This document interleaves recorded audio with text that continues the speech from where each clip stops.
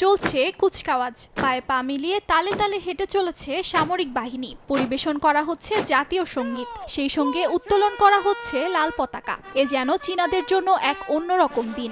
রাজধানী বেইজিংয়ে দেশটির ৭৫তম প্রতিষ্ঠাবার্ষিকী উপলক্ষে এই বিশেষ আয়োজন করা হয়। স্থানীয় সময় মঙ্গলবার চীনের জাতীয় পতাকা উত্তোলনের মধ্য দিয়ে উৎসবটি শুরু করা হয়।